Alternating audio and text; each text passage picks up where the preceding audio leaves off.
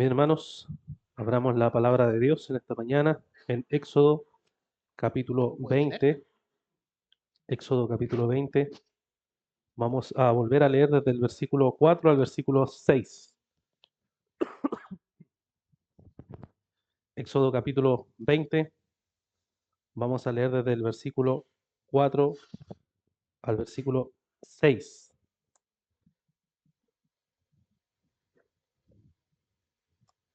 Dice así la palabra del Señor. No te harás ningún ídolo ni semejanza alguna de lo que está arriba en el cielo, ni abajo en la tierra, ni en las aguas debajo de la tierra. No lo adorarás ni lo servirás, porque yo, el Señor tu Dios, soy Dios celoso, que castigo la iniquidad de los padres sobre los hijos hasta la tercera y cuarta generación de los que me aborrecen. Y muestro misericordia a millares, a los que me aman y guardan mis mandamientos. Que el Señor bendiga su palabra. Estamos, hermanos, en esta serie de los 10 mandamientos y la semana pasada vimos este segundo mandamiento, resumido en la frase, ¿cierto? No te harás imágenes o no te harás ídolos, dependiendo de la versión que ustedes tengan. Pero la idea principal, ¿cierto? La estuvimos viendo respecto a qué es lo que quiere decir Moisés, Dios a través de Moisés, ¿cierto? Este mandamiento, cómo explicarlo, cómo entenderlo en su contexto, es lo que estuvimos viendo la semana pasada, que se refiere, ¿cierto?, a no realizar ninguna imagen, ninguna adoración que Dios no haya mandado según su palabra, y no hay que postrarse ante ninguna imagen, ¿cierto? Eso es, digamos, en resumen, lo que es lo que nos enseña la palabra de nuestro Señor. ¿Y por qué? Él da la razón, ¿cierto? Los versículos siguientes nos dice aquí que no se debe hacer ni adorarla ni servirla. ¿Por qué? Porque el Señor es un Dios celoso.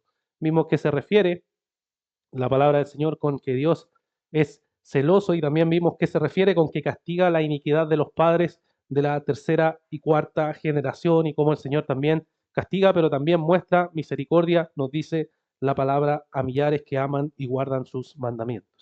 Y eso es lo que vimos, ¿cierto? En resumen, lo que la palabra del Señor o este mandamiento específicamente nos dice. Sin embargo, al igual como vimos en el primer mandamiento, no podemos quedarnos solo en entender a qué se refiere, sino que tenemos que también profundizarlo en aspectos prácticos, como este mandamiento entonces nos manda ciertas cosas y nos llama a practicar ciertas cosas. Ya la tradición reformada en este aspecto siempre ha profundizado los mandamientos para entenderlo más allá de lo evidente, sino profundizarlo.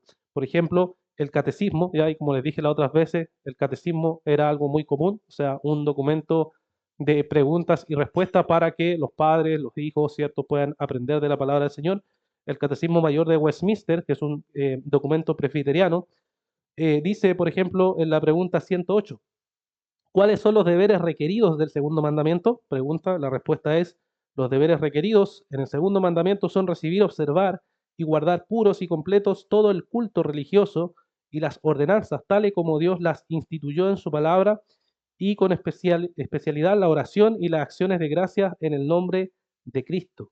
Y oír, leer y predicar la palabra, la administración y recepción de los sacramentos, el gobierno y disciplina de la Iglesia, el ministerio y el sostenimiento del mismo, los ayunos religiosos, jurar por el nombre de Dios y hacer votos a Él, así como también desaprobar, detestar y oponerse a todo culto falso, y conforme al estado y llamamiento de cada uno, destruir así todos los objetos de la idolatría. ¿Ya? Si se dan cuenta, el resumen es que este mandamiento en la práctica lo que condena es el culto falso, la adoración falsa a Dios en un culto que Dios no haya mandado.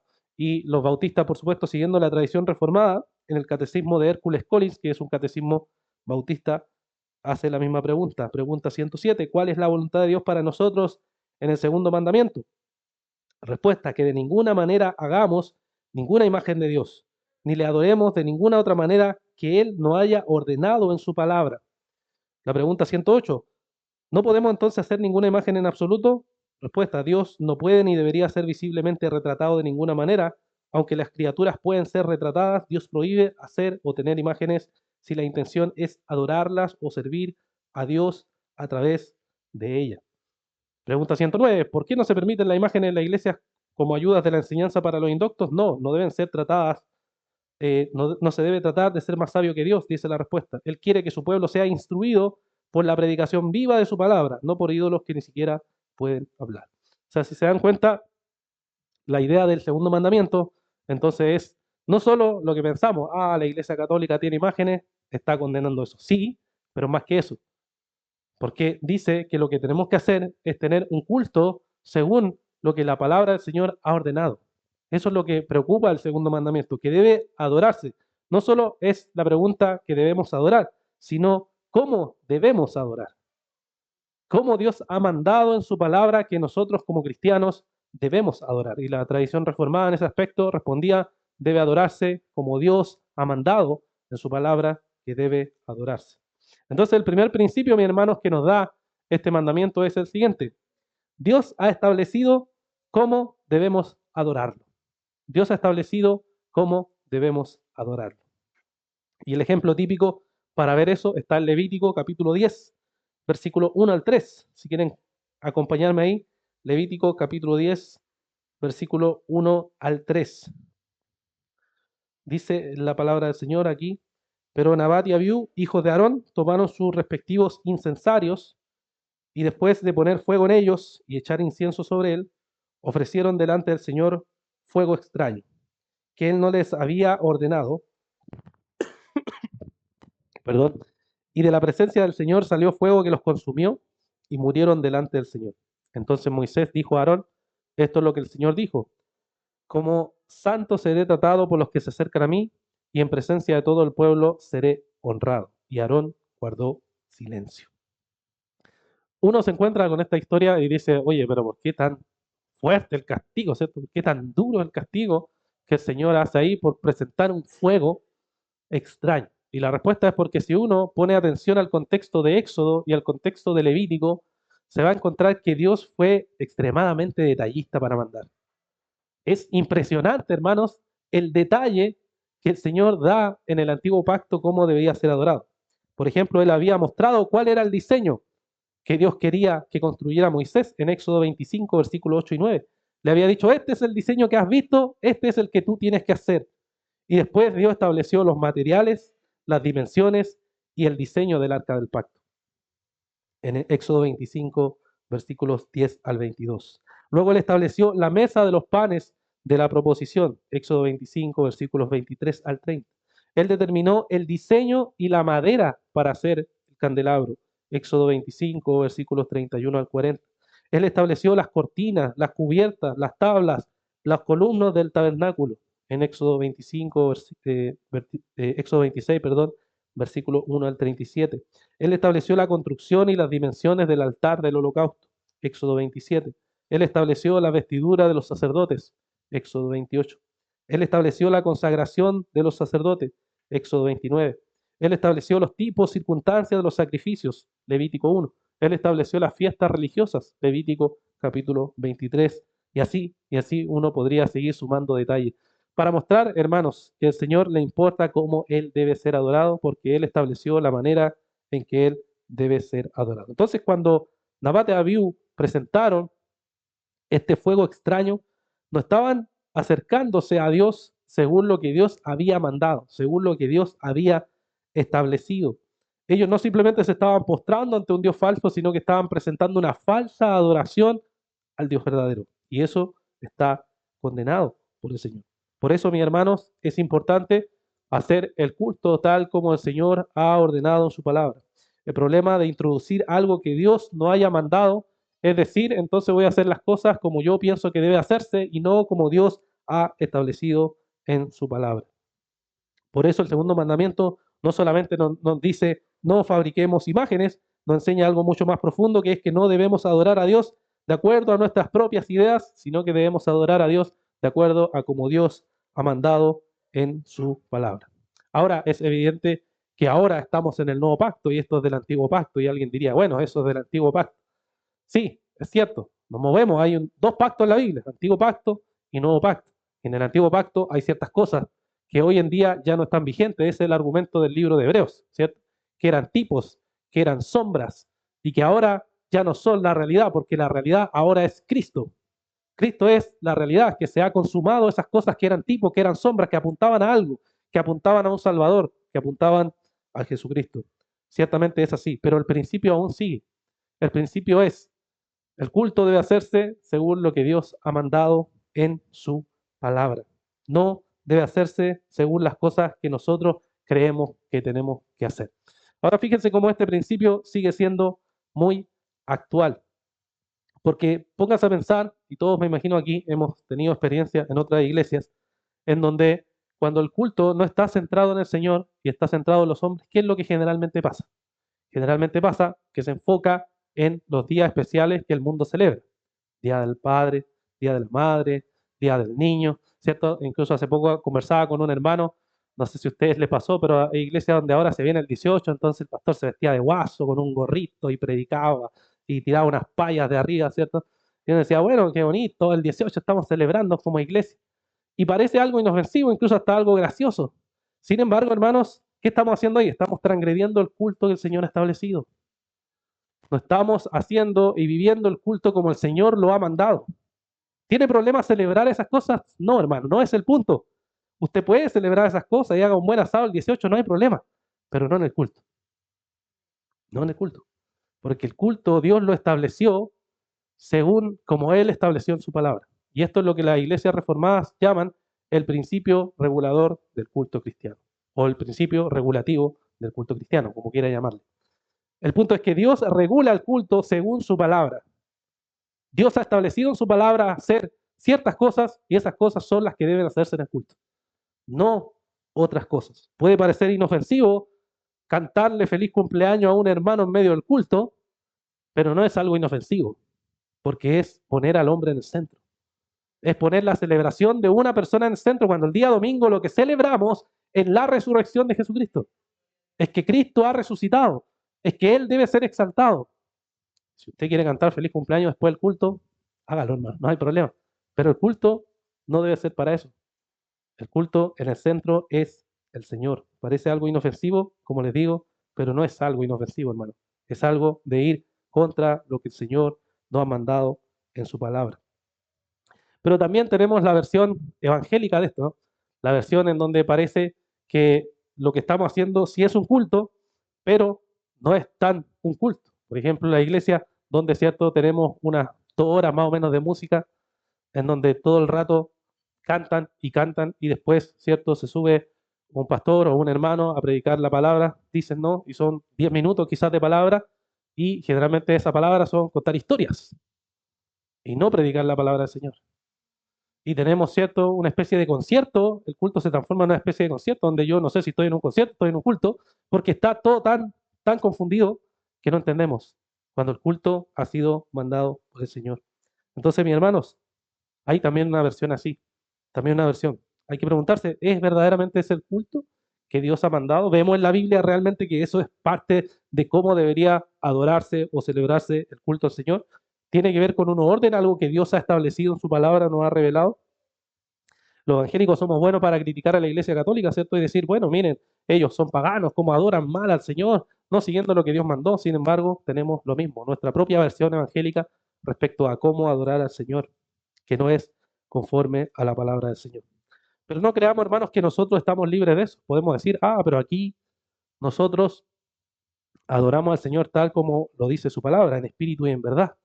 Lo hacemos con los elementos que el Señor ha mandado, sí, pero también, hermanos, está la disposición del corazón en el culto. La disposición del corazón. ¿Cómo está tu corazón cuando vienes a adorar al Señor? Podemos hacer las cosas externamente, podemos tener un culto ordenado, pero la disposición del corazón también importa. ¿Y cómo vemos la disposición del corazón? Cuando, por ejemplo, al culto llegamos tarde y no nos importa. Cuando no hay preocupación de llegar a la hora a adorar a nuestro Señor, entonces hay un corazón que puede estar con indiferencia ante el Señor. Cuando estamos distraídos en el culto y cuando no prestamos atención a lo que la palabra del Señor nos dice, entonces también no estamos adorando al Señor.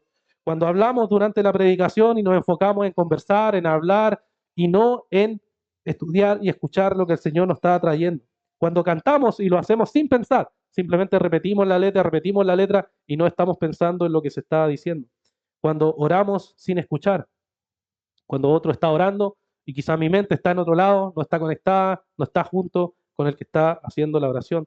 Cuando participamos de la cena del Señor sin examinar nuestro corazón, como nos dice la palabra del Señor, que tenemos que examinarnos. Cuando escuchamos sermones y sermones sin obedecer la palabra del Señor. Cuando venimos y vamos al culto y no escuchamos nada. Simplemente está nuestro cuerpo, pero no está nuestro espíritu, no está nuestra disposición de escuchar lo que Dios nos dice en su palabra. Todas esas actitudes, hermanos, revelan entonces que transgredimos el segundo mandamiento.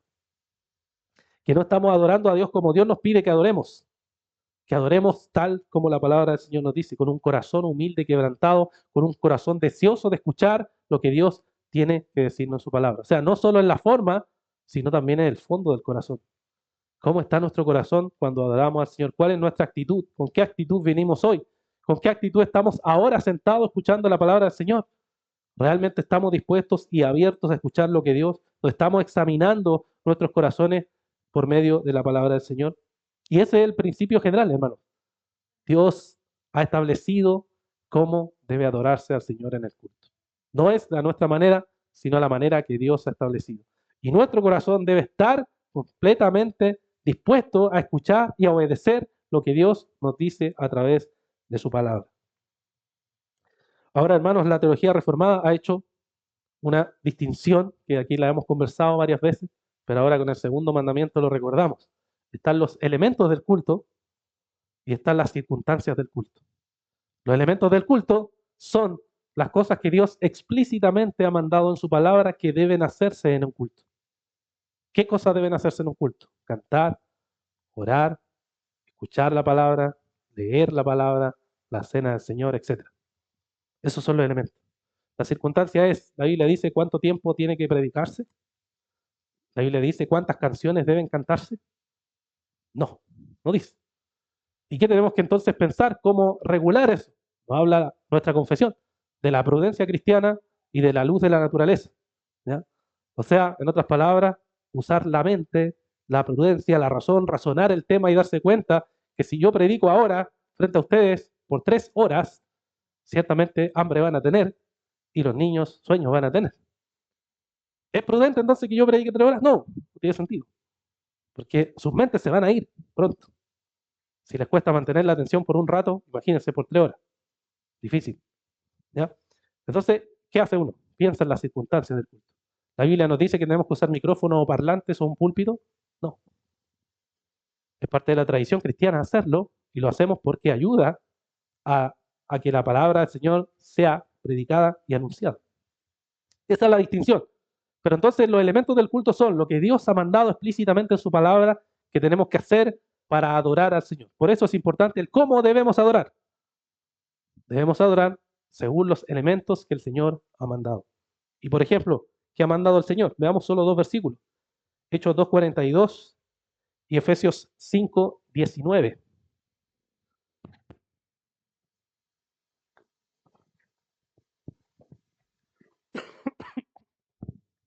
Hechos 2:42 y Efesios 5:19. Dice, y se dedicaban continuamente a la enseñanza de los apóstoles, a la comunión, al partimiento del pan y a la oración.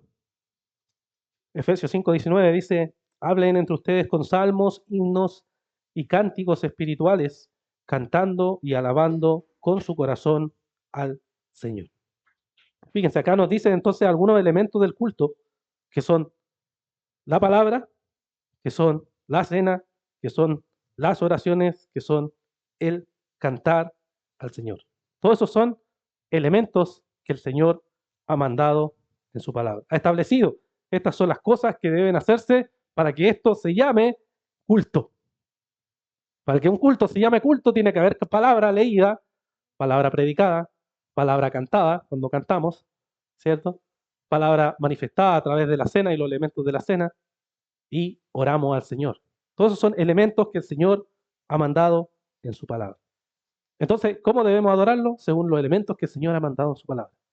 Esa es la manera que nosotros como iglesia debemos adorar al Señor. Ahora fijémonos con más cuidado específicamente en cada uno de estos elementos.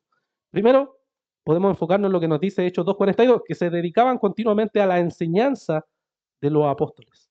Esto quiere decir simplemente que se dedicaban a estudiar la palabra del Señor.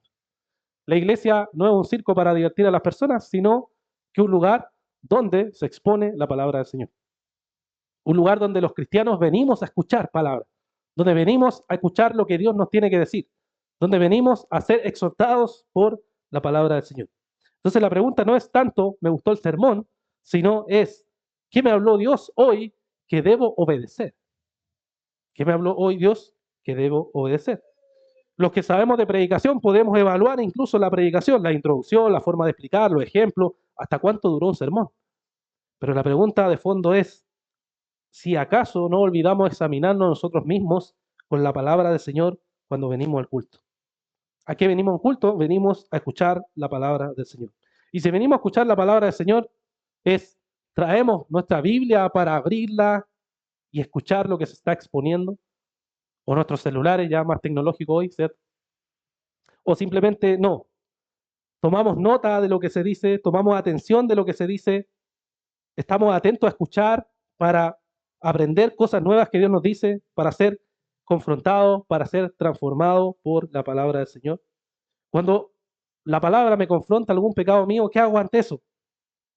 ¿Qué hago ante eso? Digo, qué interesante, qué bueno que le habla al hermano, o digo, qué bueno que Dios me está hablando este día. Qué bueno que me está confrontando y me está diciendo, necesito arrepentirme de este pecado. ¿Y qué hacemos con el sermón después que salimos de acá? ¿Qué es lo que hacemos? Lo tenemos en nuestra mente, lo tenemos en nuestro corazón. Una de las prácticas que se ha perdido, sin duda, era la práctica de anotar, ¿no? La gente antiguamente anotaba, pero ahora, por una bendición que tenemos que grabar, por un lado, pero a veces no es tan bendición porque la gente dice, bueno, está ahí grabado, lo puedo volver a escuchar, no tengo ningún problema. Pero sin embargo, tenemos que pensar, ¿es verdaderamente algo bueno? Eso realmente ayuda a poder meditar el sermón en mi mente, me ayuda a memorizarlo, me ayuda a ver que esas verdades se aplican a mi vida y a mi corazón, o simplemente cuando me vaya de aquí los voy a ignorar completamente. Otra de las prácticas buenas que había antiguamente es que el sermón después se hablaba en la mesa, ¿no? Se conversaba sobre lo que el Señor habló hoy a nuestras vidas. Y así se transmitía eso a los hijos cuando se reunían el día domingo después de los cultos, ¿cierto? Se conversaba y se decía, ¿qué te pareció? ¿Qué entendiste de la historia? Yo le digo a mis hijas, ¿qué entendieron de la historia de Dios? Porque ese es el lenguaje que ellas usan, ¿no? Como niños. ¿Qué escuchaste de la historia que hoy se habló? Y así uno va preguntando, ¿o qué aprendiste hoy en la escuela dominical? ¿Qué aprendiste hoy a través de lo que te enseñaron en la iglesia? Y así uno va reforzando con preguntas y respuestas de que esa enseñanza realmente está siendo así. Pero lo hacemos también nosotros, realmente venimos y ponemos atención de la palabra, anotamos lo que la palabra nos dice, o lo guardamos en nuestro corazón, o lo repasamos después, o simplemente, ¿saben qué? Estuvo bonita la palabra, o estuvo fome, o como sea, pero simplemente ignoran lo que la palabra del Señor está haciendo. Y eso solamente entra a nuestra cabeza, pero no llega a nuestro corazón. Mi hermano, y eso es lo que Dios quiere. Si queremos adorar en verdad a Dios como Dios lo ha mandado, entonces tenemos que tomar en serio los elementos que Dios ha establecido y vivirlos a nuestra propia vida, a nuestro propio corazón. Hechos 2:42 también nos habla del partimiento del pan. Esta no era una actividad secundaria de la iglesia, no era algo que simplemente hacían por una ceremonia o repetir, sino que era algo que manifestaba una parte fundamental de la comunión de la iglesia. La cena del Señor no es una tradición humana, sino que es un mandato divino para la iglesia. Y lo que hace la iglesia por medio de eso es ver lo que Cristo hizo en la cruz del Calvario por nosotros. Es renovar nuestro pacto, es renovar lo que el Señor hizo por nosotros, es recordar lo que Cristo ha hecho en la cruz por nosotros, cómo su cuerpo fue quebrantado, su sangre fue derramada. Es exactamente ver y obedecer al Señor. Y por eso debemos preguntarnos cuando participamos de la cena, ¿cómo participamos en nuestros corazones? Es posible escuchar las palabras de advertencia e ignorarlas. Es posible cantarlas e ignorar el verdadero sentido. Es posible recibir el pan, beber la copa y aún así no tener un corazón realmente quebrantado frente a eso. La cena, en cambio, nos debe obligar a examinar y a ver nuestros corazones. ¿Cómo estamos viviendo delante del Señor? ¿Cómo estamos en el cuerpo de Cristo? Si tenemos todo solucionado con nuestro hermano en el cuerpo de Cristo o hay algo pendiente que tenemos y no hemos resuelto. Cada vez que nos paramos en la cena es examinar nuestros corazones. ¿Cómo estamos viviendo ante el Señor? ¿Cómo estamos viviendo ese sacrificio, esa obra que el Señor hizo por nosotros? Es algo de tener comunión. Fíjense lo que dice Pablo en 1 Corintios 11, versos 28 y 29. Nos dice, por tanto, examínese cada uno a sí mismo, y entonces coma del pan y beba de la copa, porque el que come y bebe sin discernir correctamente el cuerpo del Señor, come y bebe juicio para sí. ¿Te das cuenta, hermano, lo serio que es esto? Cuando viene a la mesa del Señor y te debe examinar y preguntarte, ¿estoy viviendo en arrepentimiento? ¿Hay algún pecado que conozco y que estoy protegiendo? ¿Hay algún pecado que no quiero abandonar? ¿Estoy ocultando deliberadamente algo delante de Dios? ¿Estoy alimentando un pecado mientras al mismo tiempo extiendo mi mano para recibir el cuerpo y la sangre de Cristo? ¿Hay orgullo en mi corazón? ¿Hay amargura en mi corazón? ¿Hay resentimiento contra algún hermano? ¿Hay una relación rota que no quiero arreglar porque estoy demasiado orgulloso para dar el primer paso? Todas esas preguntas, hermanos, están en nuestro corazón cuando nos acercamos a la cena. ¿Cómo estamos viviendo delante de Dios? Y si es sí, y si estamos realmente en pecado, entonces nos estamos acercando a la mesa del Señor de esa manera, de esa manera. Y por tanto nos advierte la palabra que comeremos y beberemos juicio. No es que nos acerquemos perfecto a la mesa, hermano. Nadie aquí tiene perfección, pero sí hay confesión. Hay oportunidad, como leía nuestro hermano, oportunidad para arrepentirse, oportunidad para confesar el pecado, confesar la maldad y venir al trono de la gracia limpio por la sangre de Cristo, limpio por la pureza de lo que el Señor hizo por nosotros, porque tenemos comunión cuando estamos los unos a los otros. Primera de Corintios 10, verso 16, dice, la copa de bendición que bendecimos no es la participación en la sangre de Cristo, el pan que partimos no es la participación en el cuerpo de Cristo, puesto que el pan es uno, nosotros que somos muchos, somos un cuerpo, porque todos participamos de aquel mismo pan. Primera de Corintios 10, verso 16 al 17. ¿Qué tenemos entonces en la cena? Tenemos comunión, participación del cuerpo de Cristo. ¿Alguno de nosotros se atreve a traer pecado al cuerpo de Cristo? Y es por eso que viene juicio, porque traemos pecado cuando no nos arrepentimos y no confesamos nuestra maldad, cuando hay algo pendiente en nuestros corazones. La cena es una comunión con Dios y con su iglesia e involucra sin duda al prójimo. Y Hechos 2:42 también nos dice que los creyentes entonces se dedicaban a la oración, o oraciones, dice otras versiones. La oración tampoco era para ellos un espacio simplemente para rellenar el programa del culto o cosas por el estilo. No era simplemente algo que colocaban entre el canto y la palabra, sino que era un elemento mandado por Dios. No podían hacer un culto si no oraban, porque Dios había descrito y había mandado eso. La persona que está orando delante del Señor está orando en un culto en representación del cuerpo de Cristo. No es simplemente que está orando de forma individual, no, está orando en representación de la iglesia con un corazón humillado delante del Señor, sabiendo que hace esto para gloria de Dios. Y entonces, cuando estamos orando, ¿qué debemos estar pensando? Debemos unirnos, hermanos. Debemos unirnos en la oración que está haciendo nuestro hermano. Debemos estar en comunión en esa oración. Y no simplemente estar pensando, ¿qué voy a hacer después del culto? El almuerzo, ¿qué voy a hacer a la tarde? Se viene el paseo, voy a compartir con los hermanos, tengo una salida, ¿qué me voy a comprar en la semana? Tengo tareas, tengo que pensar en el trabajo, los problemas que tengo. ¿Se dan cuenta? Todo eso pasa por la mente. Pero sin embargo, en la oración debemos estar conectados, conectados.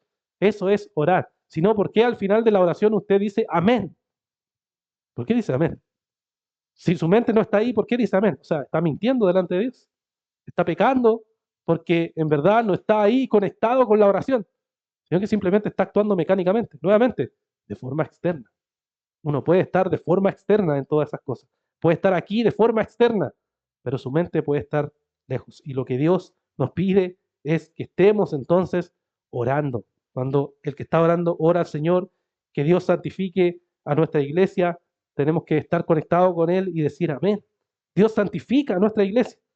Cuando ora por los hermanos que están enfermos, por ejemplo, ahora, tenemos que orar y decir, Señor, ayuda a los hermanos que están enfermos. Cuando oramos por los matrimonios de la iglesia, estamos también diciendo, Señor, ayuda a mi matrimonio, si es que estoy casado, o a los matrimonios también de la iglesia. Me conecto, me uno junto a ellos para que juntos adoremos al Señor. Y no simplemente es algo que hago de forma mecánica. Mi hermano, si no tomamos en cuenta esto, entonces no estamos participando del cuerpo de Cristo. No estamos adorando como el Señor nos pide que adoremos. Y entonces estamos construyendo imágenes de Dios que son imágenes distorsionadas. Y estamos quebrantando entonces el segundo mandamiento. Pablo nos dice en Efesios 6:18 esta es la actitud de un cristiano en todo momento, pero especialmente en el culto. Efesios 6:18. Con toda oración y súplica, oren en todo tiempo en el Espíritu. Y así velen con toda perseverancia y súplica por todos los santos. La vida de oración, cuando estamos unidos, estamos diciendo, dependemos de Dios. En medio de los problemas, dependemos de Dios. En medio de la prueba, dependemos de Dios. En medio de las dificultades, dependemos de Dios. En medio de las bendiciones, dependemos de Dios. Eso estamos diciendo cuando nosotros oramos juntos como iglesia. Mis hermanos, y esto obviamente también lo ven nuestros hijos. Cuando ven que nuestros hijos, nosotros estamos conectados en el culto, cuando les enseñamos a nuestros hijos que nosotros estamos conectados en el culto, entonces ellos también lo ven. Y ven que para nosotros es algo serio el culto. No es algo superficial, no es algo así rápido, no es algo por cumplir, sino que venimos porque nos encontramos con Dios a través de la oración. Nos encontramos con Él. Sabemos que Dios está presente ahora porque Él ha mandado este culto. Y entonces nosotros estamos encontrándonos con el Dios santo, con el Dios verdadero. Entonces nuestros hijos ven si oramos, si tomamos en serio la oración, si oramos junto a la congregación, si venimos no por cumplir, sino porque necesitamos depender de Dios constantemente. Mi hermanos, ¿cómo estás participando de las oraciones del culto? Cuando oramos al Señor, cuando los hermanos oran, cuando abren su corazón y oran e interceden por la iglesia, ¿cómo estás tú también uniéndote con ellos o siendo indiferente frente a esa oración? Y también vimos, hermanos, en Efesios 5:19, cómo Dios manda al culto que debemos cantar salmos, himnos y cánticos espirituales, nos dice aquí el apóstol. Hermanos, cantar no es sinónimo de simplemente música. Eso es algo que tenemos muy arraigado hoy en día en la iglesia, que si no hay instrumento, entonces no hay canto. Y no, hermanos, si vamos a la iglesia primitiva no había ningún instrumento. Y cantaban. ¿Y cuál era el problema? Ninguno. Porque cantaban al Señor. Incluso dicen los estudiosos que Filipenses 2 o 1 Timoteo 3:16 eran himnos construidos, himnos que eran de la misma escritura, y ellos cantaban la escritura y alababan al Señor, y no había ningún problema. Ahora estamos diciendo que sea mala la música, no necesariamente, pero si no hay, hermanos, no sucede nada, nada. Igual cantamos al Señor, adoramos al Señor, nos regocijamos en el Señor y cantamos con un corazón dispuesto.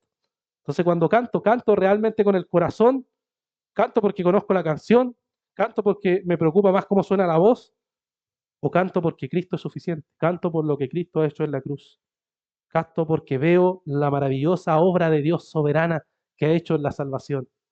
Pablo decía en 1 Corintios 14:15, entonces, ¿qué? Oraré con el Espíritu, pero también oraré con el entendimiento. Cantaré con el Espíritu, pero también cantaré con el entendimiento. Pablo dice que para cantar no es solamente cantar, sino que hay que cantar con el entendimiento. Debemos cantar entendiendo lo que estamos cantando. Y por eso es importante las letras que adoran al Señor, que ponen en el centro al Dios Trino, porque estamos adorando como Dios ha mandado en su palabra, poniéndolo a Él en el centro, poniendo sus obras en el centro, la grandeza de Cristo, la belleza de Cristo, la verdad de Cristo, lo sublime que es Cristo, la maravillosa obra en la cruz que es Cristo. Estamos poniéndolo a Él en el centro y no nosotros. Mi hermano, así que cuando nos reunimos en el culto, la predicación debería acompañarnos toda la semana, la oración debería acompañarnos toda la semana, los cánticos deberían acompañarnos toda la semana, la comunión como hermanos, la cena, que nos recuerda, hermanos, todo esto, el Evangelio. Nos recuerda que nosotros podemos hacer estas cosas por lo que Cristo hizo en la cruz del Calvario. Entonces la pregunta, hermanos, cuando decimos, como vimos al principio, ¿cómo debemos adorar al Señor? Debemos adorar al Señor como Él ha mandado que se le debe adorar. ¿Y cuál es la actitud que debemos tener en nuestro corazón para adorar al Señor? Debe ser un corazón quebrantado, humilde, atento a su palabra. Y no debemos simplemente preguntarnos, oye, ¿cómo estuvo el culto hoy? Sino, ¿cómo estuvo mi corazón abierto y dispuesto a escuchar lo que Dios me dijo? ¿Y qué voy a hacer con esa verdad? ¿Qué voy a hacer con esa palabra? ¿Qué voy a hacer con estas verdades que conozco del Señor? Y eso, hermanos, nos lleva entonces y nos enfoca en cómo debemos adorar verdaderamente al Señor. Ahora, mis hermanos, todos en algún momento nos distraemos, o en algún momento seguramente usted no ha puesto atención al sermón por distintas razones, no ha orado como debía orar, no ha cantado con el entendimiento, quizá ha participado de la cena sin examinar su corazón, y entonces vemos que han pecado y por tanto han quebrantado el segundo mandamiento. Todos alguna vez, hermanos, hemos quebrantado el segundo mandamiento, creándonos a Dios o adorando a Dios como nosotros creemos que teníamos que adorarlo y no como Dios ha mandado en su palabra. Pero es ahí donde entra, hermano. Tenemos la ley que nos condena y nos muestra, hemos quebrantado el mandamiento, pero tenemos la gracia. Cristo diciendo, sí, pero yo cumplí eso de forma perfecta. Yo adoré a Dios de forma perfecta. Canté de forma perfecta, oré de forma perfecta, prediqué de forma perfecta. Solo Cristo puede decirlo. Y eso nos permite entonces arrepentirnos de nuestro pecado, arrepentirnos de cómo tomamos ligeramente el culto al Señor y entonces encontrar en Cristo perdón. Si nos arrepentimos de nuestros pecados, Él es fiel y justo para perdonarnos y limpiarnos de toda maldad. Y hermanos, el arrepentimiento es para que entonces Él renueve nuestra vida y entonces en ese renuevo de esa vida sirvamos al Señor de mejor manera para su gloria. Oremos, hermanos. Padre, te damos las gracias por esta mañana. Te agradecemos, Señor, porque reconocemos que no siempre te hemos adorado como deberíamos adorarte. Y te pedimos, Señor, que tú nos ayudes para humillarnos ante tu presencia, reconocer nuestro pecado y saber, Señor, que en ti tenemos perdón, tenemos redención. Límpianos, Señor, y lávanos para poder vivir para tu gloria, para poder servirte, Señor, y humillarnos cada día delante de ti. Gracias, Señor, porque tú estableciste cómo debían hacerse las cosas en tu iglesia y tú nos muestras a través de tu palabra el cómo vivir para tu gloria. Te agradecemos, Señor, te alabamos y te exaltamos. Y te pedimos que nos ayudes como iglesia para buscar agradarte a ti y servirte con todo el corazón. Te alabamos y te agradecemos por esto. Lo pedimos en el nombre de Jesús. Amén.